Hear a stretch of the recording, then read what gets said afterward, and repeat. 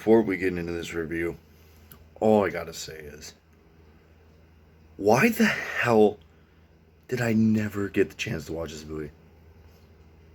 Because it rocked. Without further ado, let's get into the reviewing. Watchmen, 2009, not the HBO, I can't talk, not the HBO Max series. Honestly, I gotta say, the premise of this movie, fucking brilliant. Okay, I'm a big fan of Zack Snyder's work. One of the best movie directors I've ever seen.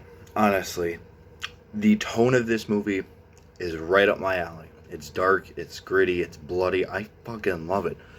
Like the first 5 minutes, like it had some an outstanding cinematography. This whole movie. It's 2 hours and 43 minutes. Now, that is a long run time. It ended more on the 2 hour and 30-minute round, plus the credits and stuff. I really liked this movie.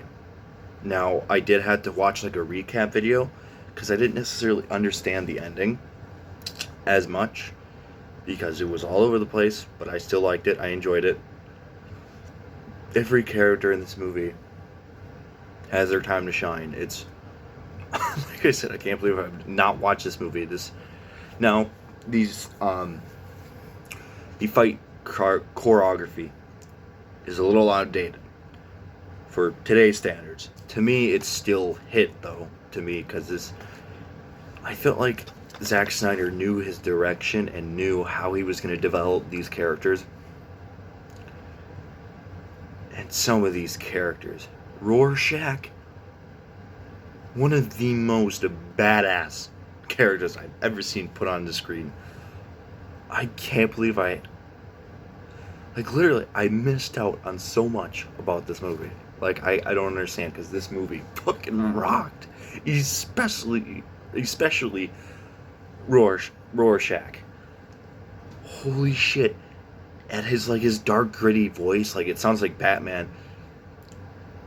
But I was thinking to myself, that voice sounds vaguely familiar, and then it hit fucking Freddy Krueger remake.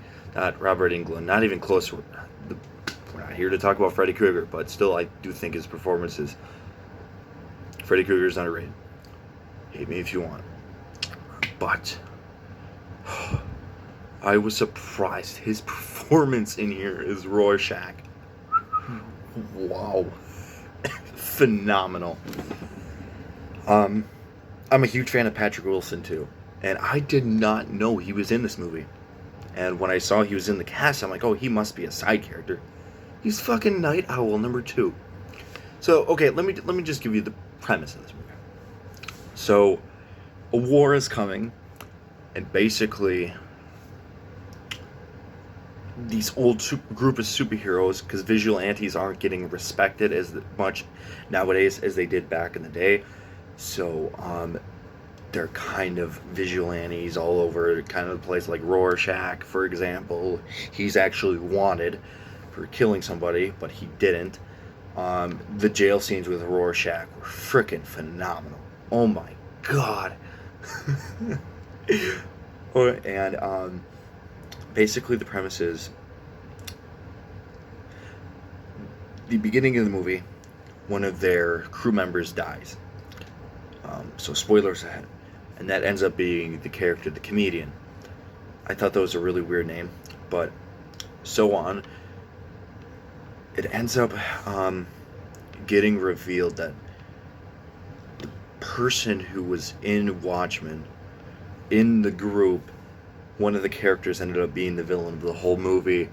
And I like his villain arc. I don't like his character. He's an asshole, but I feel like that's how Zack Snyder wrote him to be.